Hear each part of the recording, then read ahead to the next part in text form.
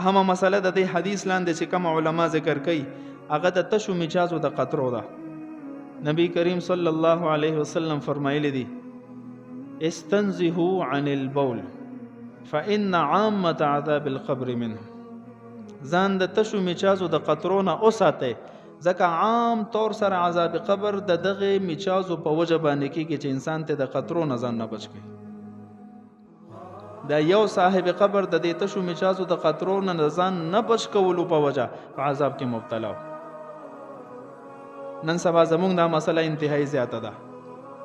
تشو مجازو ته کینی 15 منټه تیر نه واپس را پاسي او د سیموت شوي او د زو نظر چرته اوچېږي.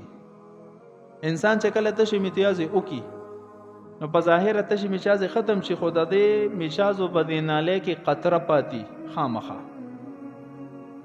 د دې مثال داسې دی لکه ډرپ چې لګېدلی نو ډرپ په ظاهره چې وګورئ هلته هغه اوبه ختمې شي او دلته ډرپ بند شي نو چې ستنه وباسې بیا هم به دې تار کې اوبه پاتې.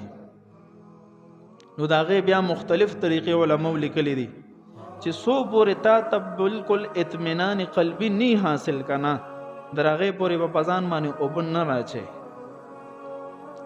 هغې پورې به جلدي نه کوي چې چهاردامه مکم او به جمع کې شامل شم ولې تکبیر اولا را نه ځي رکات را نه ځي. نو کو به دې حل کې را پاسېده او په جمع کې شامل شوې او قطره نه پرېوته بیا منظم لاړو دسم لاړو کپړې هم بالمازه جسم بالمازه. کو تا نه تکبیر اولا ځي لاړ دي شي کو تا نه رکات ځي لاړ دي شي کو جمع د نه ځي لاړ دي شي خو در څو پورې چې تا اطمینان قلبي نه حاصل چې بای زما تشو مجاز او قطرې هم ختم شي نه به راپاسې. اهمه مسله ده. بیا د دې طریقې دي. یو طریقه دا ده چې انسان د ټیشو پیپر استعمال کی یا لوټه د استعمال کی نو دام اوبه جذب کوي چې سپاتی هغه راکاږي. یا انسان د خپل لاس په ذریعه سره خپل آلې لزور ورکی 2-3 قطرې پاتی هغه اوزي. درېمه طریقه چې علماو لیکلې ده داسې ټوخي وکي بدې سره هم قطره نیموزي فقهاو لیکلي دي. څلورمه طریقه چې انسان قدمونه واخلي. بهتره طریقه دا ده چې انسان تشي مجاز کوي نو دا د جمع والا کم کې چې موس کوي دا کپڑے دی نه دا بل پرتوک دی استعمال کی پاغه کې د خپل اطمینان حاصل کی بیا د 2-3 قدمه واخلي کو چرته پاغه کپړو باندې ساس کی پروزي نو خیر د مسله نشته هغه د موز نه دی چخه اطمینان حاصل شي بیا د موز والا کپڑے واچي.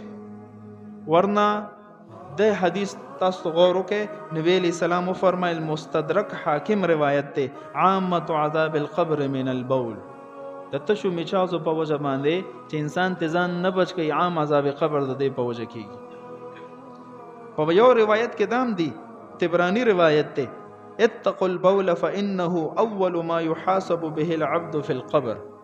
ځان د تشو میچازو د قطرونه اوساته زکه په قبر کې اولنې حساب کتاب به د دک کېږي چې تا ولې ځان د تشو میچازو د قطرونه نه دي ساتلي. ګوره دا د پاکۍ او د ناپاکۍ مسله ده. کو دین انسان ځان اون ساتي ستا یو عبادت هم صحیح نه دی. کو قرآن دی راغستی تلاوت د پاره نو به ودسه قرآن راغستل صحیح نه دی التلاړ مجرم شو. کو تا پکې منځونه کړي منځونه نه دي شوي یعنی د اودس کم عبادت د پاره چې اودس ضروری دی او تا هغه عبادت وکړل هغه عند الله قبول نه دي څومره لوی جرم دی. د دې مسالو د دې سرکو د دې مختلف مرشکو په وجه باندې زمونږه حالات انتهایی خراب دي. تشو مجاز زمونږه زر نو درېږي قطرې خامخاوي. زمونږ استاد به فرمایل مونږ ته درس کې 100% کې تقریبا چې 99% خلق دا د خپل پرتوک په لیبارټری کې ټیسټ کی خدا د میچازو غنده نو کنه ویراشه ماته وایي خلک خیال نه ساتي.